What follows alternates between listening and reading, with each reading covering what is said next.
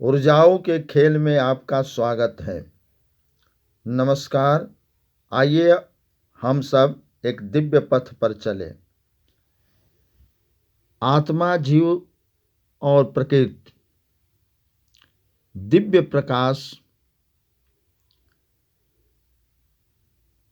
स्वर्ण आभा को ऊर्जा जीव के पास कम पहुंचता है तो अन्य जीवों या योनियों में जाने की ओर अग्रसर होने लगता है। पथ विचलित कार्य कर्म क्रियाएं होने लगती हैं। तामस की अधिकता बढ़ने से एक निर्धारित स्तर से रज सत्व कमोबेश होकर देह छूट जाता है और प्रकृति द्वारा निर्धारित योनि प्राप्त कर लेता है। जितना आत्मा से उस योनि में तेज निर्धारित है उतना ही मिलता है। यदि जीव प्राप्त योनि में स्थिर हो, मन को अक्रिय कर पुष्ट करना शुरू करता है तो आत्म स्थित सुषुप्ति की ओर बढ़ता है। मुक्त होकर के मनुष्य योनि को प्राप्त कर लेता है। जब मानव योनि में ध्यान स्थिरता मनोयोग का कार्यक्रम शुरू रखता है तो सुषुप्ति की गहरी अवधि बढ़ने लगती है। मन एकाग्र हो जाता है। तब जागृत अवस्था में ज्यादा सुषुप्ति का कार्य संपन्न होने लगता है। धीरे धीरे वह तुरीय अवस्था की झलक पाने लगता है। यह क्रम आत्मदर्शन को देता है। आत्मदर्शन या परमात्म दर्शन या पूर्णता की ओर जाने में अग्रसर होता है। इसे कई मार्गों से प्राप्त किया जाता है। जीवन में सकारात्मक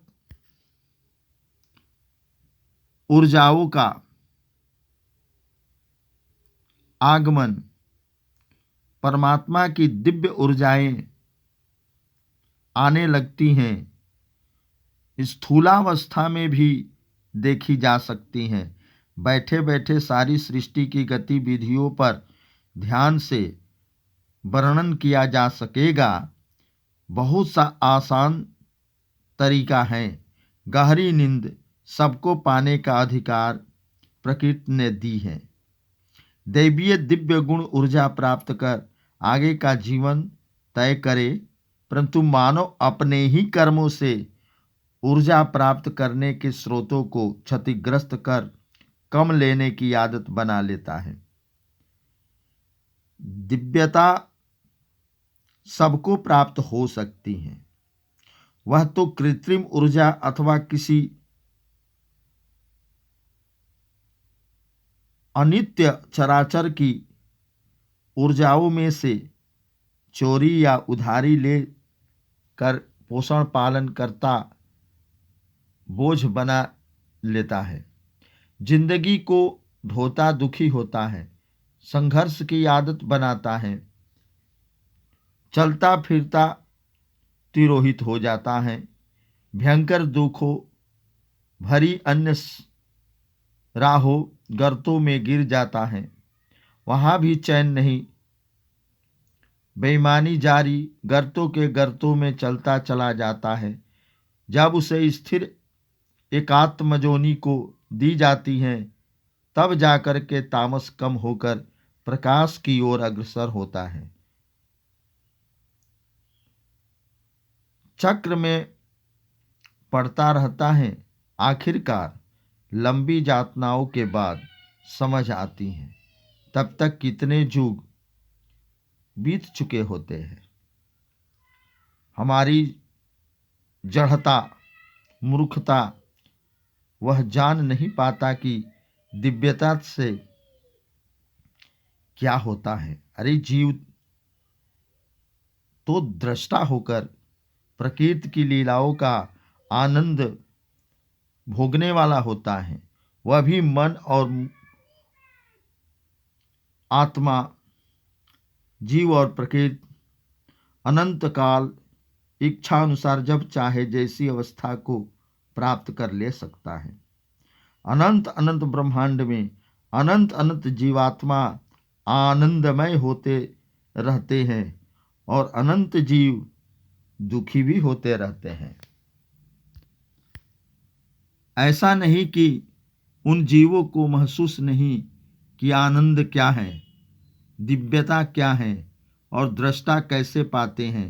इसका झलक हर योनियों चराचर में छोटे छोटे स्तरों, कालों, टुकड़ों, क्षणों, अवधियों में महसूस कराया जाता है, ललक और झलक दी जाती है। फिर भी मूर्ख अनंत आनंद की खोज में नहीं जाता, इन्हीं नश्वर वस्तुओं में पड़ा रहता है। प्रकृति यह साबित करती रहती है कि अल्प आनंद, सुख, इच्छा, क्रियाएं हैं तो बड़ी से बड़ी, लंबी से लंबी, नश्वर से अनश्वर, अस्थिर से स्थिर होती हैं। जब पहले स्थिर हैं तो अस्थिर होगा, मूल स्थिर अवश्य होगा, कारण कि अ लग करके अस्थिर बना है। अपूर्ण से पूर्णता की ओर जाना है। जो जीव मनुष्य जोनि से निकल अन्य जोनियों में प्रकृति की अनुकंपा से जाता है, जीव दंडवश छोटे, कम और तामस जोनियों को प्राप्त करता है। चाहे जैसे भी हो, अपने कार्यों को चूक, अपनी प्रारब्धों की भूल, अपनी सहयोगी जीवों की भूल इत्यादि इन जोनियों से अधिक आशा रहती है। फिर से मनुष्य जोनि में जाने तथा प्रायश्चित कराने की ज़्यादा से ज़्यादा कभी कभार 4 जोनियों से गुजारा जाता है। कभी कभी मातृकाएं अपने सेवा धाम जीवों की कार्यशीलता में अपना सहयोग देती हैं, जो परिस्थितियों पर निर्भर करता है। कुछ पवित्र जीवात्माओं के प्रभाव से, कार्यकलाप से अच्छे जोनियों की प्राप्ति हो जाती है।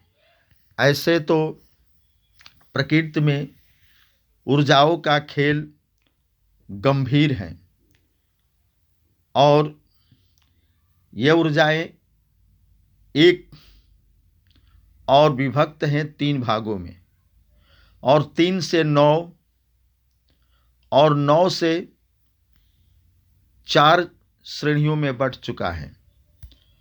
और 4 श्रेणी कैटेगरी कौन सा है? जैसे ऋग्वेद, यजुर्वेद, सामवेद, अथर्ववेद।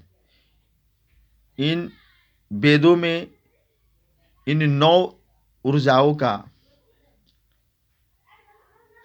समावेश किया गया है और प्रत्येक वेद के 10 दिशाएं हैं। ये 10-10 मिल करके 40 भागों में 40 प्रकार की ऊर्जाएं बनती हैं और ये ऊर्जाएं 9 ऊर्जाओं से गुणित होकर के 360 का एक गोला बनाता है और 360 भागों में ऊर्जाएं बट जाती हैं। इन्हीं ऊर्जाओं का अध्ययन किया जाता है और प्रकृति के लीलाओं को, ब्रह्मांड के रहस्यों को जाना जाता है। इन ब्रह्मांड के रहस्य इन्हीं शून्य में छिपा हुआ है। यही प्रकृति और परमात्मा और महाकाल का निवास होता है। और जितना ही सूक्ष्म से सूक्ष्म स्तर पर इसमें प्रविष्ट किया जाए अपने मति गति को, उतना ही प्राप्त होता है। आगे फिर मैं अगले वीडियो में इसके बारे में रहस्यों को खोलूँगा। आपको धन्यवाद।